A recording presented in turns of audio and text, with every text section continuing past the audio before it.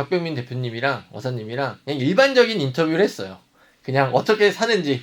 그런데 이제부터는 셀러분들이 좀 집중하셔야 되는 게 어사님의 소싱, 판매 노하우를 한번 빨대로 쪽쪽 빨아보도록 하겠습니다. 대표님이 가지고 있는 소싱의 노하우는 뭡니까?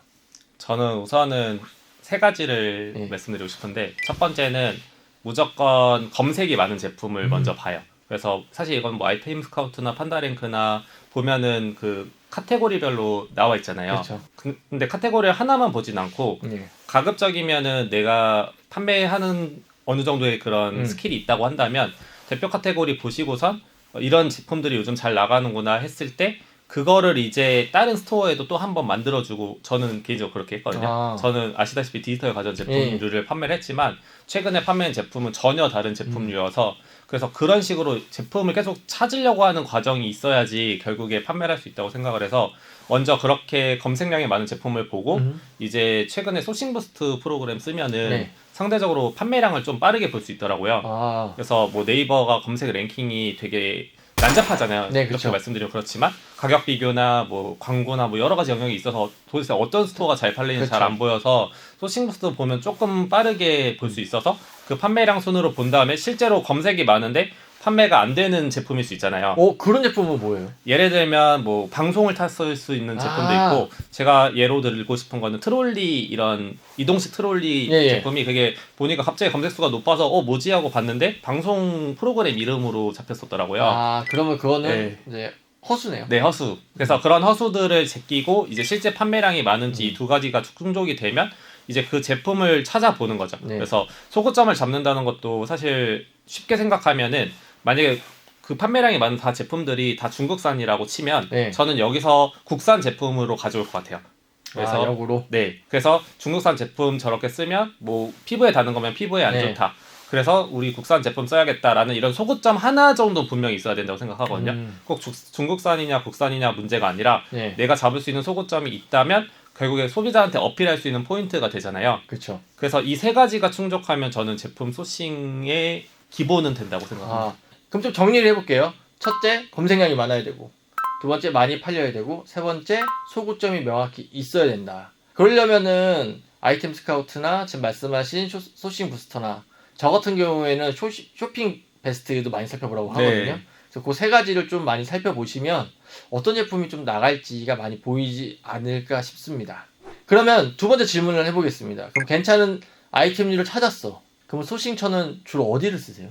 저는 보통은 사입을 많이 하고요. 직접 사입이라고 하면 국내 제품 공장을 찾아서 사입을 하시나요? 그런 경우도 있는데 주로는 1688 이제 중국 사입 1688? 많이 합니다. 그럼 1688에서 수입할 때 초보자분들은 아무래도 가장 걱정되는 게 물건 안 오면 어떡하지? 아니면 뭐 불량이 오면 어떡하지? 이런 걱정을 좀 하시거든요. 좀 그렇게 위험한 업체들을 걸러내는 좀 팁이 있으신가요? 물건이 안 오는 경우는 사실 어떻게 보면 구매 대행이나 배송 대행 이런 쪽을 하니까 크게 그런 적은 없는데, 제품 불량의 경우에는 일단은 중국 배대지 거기에 도착하면은 이제 실사를 볼 수 있어서 이제 거기서 조금 더 걱정이 되면 정밀 검사하면 비용을 추가적으로 줬고, 기능적인 부분이 들어간다면 정밀 검사를 좀 하시는 게 좋고, 그런 게 아니라면은 일단 실사 보기로도 충분히 외관적으로 봤을 때 이제 내가 의도한 제품이랑 맞는지 아닌지 알 수 있잖아요.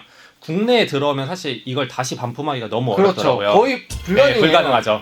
그러니까 여기서 일단 실사 보고선 거기서 문제면 거기서 이제 반품 처리하거나 환불 교환하면 되니까 거기서 하되, 이제 그게 문제가 없으면 가져오는 거는 저 같은 경우는 경험상 크게 이슈는 없었습니다. 대표님 강의 들으면 1688에서 수입하는 것도 가르쳐주나요? 네, 알려줍니다. 뭐 소싱하는 거랑 수입하는 것까지 끝났네요. 네. 그럼 세 번째 질문 들어가도록 하겠습니다. 대표님이 보셨을 때 사입이 유리한 것 같으세요? 위탁이 유리한 것 같으세요? 예전에는 사실 위탁이 어느 정도는 됐었다고 생각을 하거든요. 근데 사실 지금은 워낙 많은 판매자들이 들어오기도 하고 도매처가 직접 자기 제품을 팔기도 하잖아요. 그렇죠. 그래서 사실 도매국이나 일반 위탁 사이트에서 괜찮은 제품을 찾기는 좀 어렵다고 생각을 해요. 그래서 처음에는 내가 마진을 포기하더라도 이런 쪽에서 제품을 가져오고 그 다음에 사입으로 동일한 제품을 가져오면 아무래도 마진 확보가 되잖아요. 이렇게 넘어가는 게 제가 진행했던 방향성이었고요. 그러니까 위탁을 조금 하다가 반응이 오면은 그걸 사입을 하고.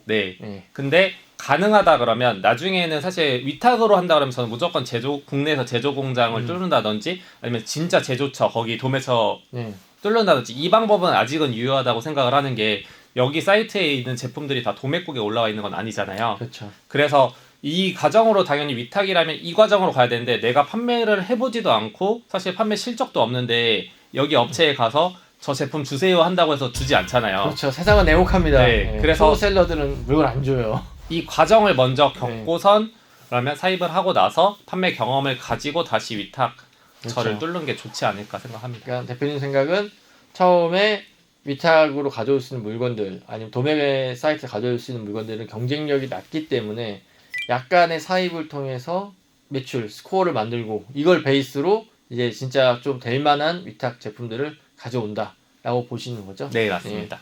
가장 베스트 케이스인 것 같아요. 약간의 투자금만 있다라고 하면 이 방법이 가장 안정적인 방법이지 않을까 싶습니다. 스마트 스토어와 쿠팡, 요즘에 양대 마켓이죠. 대표님은 어느 쪽을 선호하시고 그 이유는 뭔지 그게 좀 궁금해요. 이거는 판매하는 상품에 따라 정말 다를 것 같아서 제 주관적인 의견이지만 저는 스마트 스토어를 선호하긴 합니다. 그 이유 중에 하나는 스마트 스토어에서는 결국 내 스토어나 내 브랜드를 만들 수 있다고 생각하거든요. 우리가 쿠팡에 특정 브랜드, 특정 스토어를 치고 들어가진 않잖아요. 그렇죠. 하지만 스마트 스토어에서는 어떤 제품을 계속해서 이용하면 계속해서 그 스토어를 찾는다든지 아니면 뭐 네이버 페이 들어가서 여기 스토어 제품을 산다든지 이런 게 아무래도 내 스토어의 확장성을 갖춰가는 과정이라고 생각을 해요. 그래서 장기적으로는 저는 스마트 스토어가 조금은 더 좋다고 생각을 하는데 그렇다고 해서 뭐 쿠팡을 하지 말라 이런 게 아니라 어차피 내가 내 브랜드 만들어가는 과정에서는 내 제품이 있잖아요. 제품이 생긴 이후에는 여러 가지 판매 채널에 올리는 건 어려운 게 아니잖아요. 그래서 만약에 그게 쿠팡의 핏이 맞으면은 광고도 돌리고 뭐 제트배송, 로켓 배송에도 넣어서 오히려 판매량을 더 넣어주면 좋은 거잖아요. 그런 용도면 괜찮은데 만약에 처음부터 그냥 쿠팡, 로켓, 뭐 제트 이쪽으로만 다 돈을 번 다음에 그러면 사실 나중에는 이게 계속해서 간다라는 보장이 없잖아요. 그렇죠. 반대로 쇼핑 스마트 스토어 같은 경우에는 이제 내 고객들이 찾아오는 이거는 철저하게 어사님의 개인적인 의견입니다. 네. 저희 채널의 방향성과는 무관합니다. 브랜드를 좀 만드시려고 하시는 분들은 자사몰로 바로 가지 않고 이제 스마트 스토어를 베이스로 좀 성장을 하시는 것 같고요.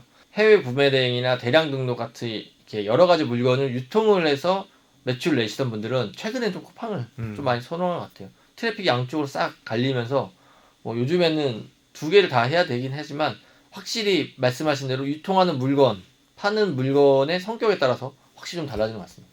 빠른 건 쿠팡이 진짜 빠른 것 같아요. 어떤 거가? 매출이 늘어나고 네, 즉각적인 수익을 만드는 건 스마트 스토어는 좀 오래 걸리는 것 같아요. 저는 온라인 지금 스마트 스토어를 하시는 분들 중에서 트래픽을 안 쏘는 분들은 거의 없다고 생각을 하거든요. 물론 이제 안 쓰고도 하시는 분들 계시겠지만 정말 많은 분들이 트래픽을 쓰시는 것 같아요. 그래서 어사님은 쓰시나요? 저도 코멘트 하겠습니다. 알겠습니다. 그러면은 대표님이 보셨을 때, 어사님이 보셨을 때 최근 트래픽 시장이 좀 어떤 것 같으세요? 그냥 제 생각을 말씀드리면 이제 이 트래픽을 저는 처음에 대표님 통해서 접했는데 그게 한 1년 반 전인가 그렇거든요. 그렇죠. 사실 그 전부터 이미 있었었고 이미 이슈화가 몇 년이 된 건데 지금 사실 최근에 한 반년 정도? 그렇죠. 한 6개월 동안 어마어마하게 좀 이슈가 된 것 같아요. 네. 근데 그거를 지금 6개월 동안 과연 이거를 지금 잡고 있는 게 말이 되는 건가라고 저는 생각을 했을 때 개인적으로는 그냥 트래픽은 하나의 뭐 수단이라고 생각을 하거든요. 만약에 내가 제품 상위 노출을 해야 되는데 다 트래픽을 쓰는데 내 상품이 상위 노출이 안 된다면 여기서 그냥 나도 그만큼만 쓰는 거지 그렇다고 해서 더 많이 써서 내 트래픽 노출시켜서 상단을 찍겠다 이렇게 되면 어차피 내가 판매량이 안 받쳐주면 사실 순위는 떨어지기 나름으로 그렇죠. 지금 계속해서 바뀌고 있잖아요. 그래서 잠깐은 올라가서 뭐 매출이 오를 수 있을지는 모르겠지만 장기적으로는 이게 도움이 되는 그런 건 아니기 때문에 남들만큼만 딱 진짜 하는 정도만 해주고 여기서 추가적으로 항상 강조하셨던 인스타, 블로그 뭐 추가한다면 저는 유튜브까지 이 세 개 중에 하나는 꼭 자기 판매 플랫폼을 만들어야지 사람을 끌고 올 수 있잖아요. 그렇죠. 결국엔 이거는 언젠간 막히는 거거든요. 근데 내가 평생을 먹고 살아야 되는 업을 언젠가 막히는 것에 투자를 한다는 거는 너무 리스크가 큰 것 같아요. 그리고 인스타나 블로그나 유튜브는 내가 컨텐츠를 만들어내는 거기 때문에 이건 계속 키워갈 수가 있잖아요. 일시적인 것 아니면 끝이 보이는 것에 내 돈을 계속 넣을 거냐 아니면은 지속 가능한 것에 느리지만 내 돈을 넣을 거냐 이 차이인 것 좀 같습니다. 저도 하나만 예. 말씀드리면 예. 트래픽 관련된 예. 대표님 생각은 저와 무관합니다. 아 예. 저 네이버 좋아합니다.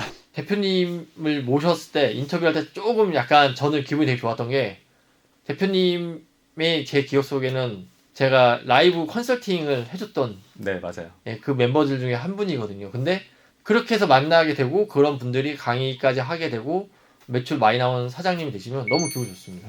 예, 그래서 이런 분들을 계속 앞으로 제가 잡아다가 인터뷰를 하고 빨대를 이제 좀 꼽도록 하겠습니다. 오늘 출연해주신 대표님 너무 감사하고요. 제 영상은 여러분의 구독과 좋아요로 운영이 됩니다. 그래서 구독과 좋아요 꼭 부탁드리겠습니다. 그럼 다음에 뵙겠습니다. 감사합니다. 저 마지막에 한마디만 해도 돼요? 예. 제가 개인적으로는 스마님이 아까 온라인 컨설팅 해주셨다고 하셨을 때도 무료로 해주셨고 그 무료 라이브 강의를 보면서 사실 많이 성장을 했거든요. 그래서 그냥 제가 오늘 인터뷰 채널을 나오고 싶었던 이유 중에 하나가 그 감사함을 좀 보답하고 싶었어요. 어떻게 해서든. 빨대를 이제 좀 꼽도록 하겠습니다. 그리고 저는 이제 유튜브에 선한 영향력을 많이 말씀하시는 분들이 계시는데 그 선한 영향력에 정말 거의 한 분이라고 생각하거든요. 유튜브에. 부끄럽습니다. 예, 좀 빨대를 꼽아서 구독자를 빨아왔습니다. 근데 진심으로 그래서 사실 매주 이렇게 무료 라이브 강의를 한다는 게 되게 진짜 미치는 일인데 사실 그거를 지금 3년째 하고 계시잖아요. 그렇죠. 예, 횟수로 4년입니다. 네, 그래서 그게 진짜 엄청난 거고 그랬을 때 물론 많이 감사해 하시지만 저는 그 결과물들이 결국에 다 돌아갈 거라고 생각을 해서 그게 저도 하나의 보답을 할 수 있다면 이런 식으로라도 인터뷰 출연을 할 수 있다는 것 자체로도 되게 영광스러워서 어떻게 보면은 대표님께서 감사의 뜻으로 나와주셨다고 하셨는데 아닌 것 같아요. 오히려 대표님이 그렇게 저를 생각해 주시고 잊지 않고 얘기를 해주셔서 제가 더 감사합니다. 예, 되게 훈훈한 마무리가 되네요.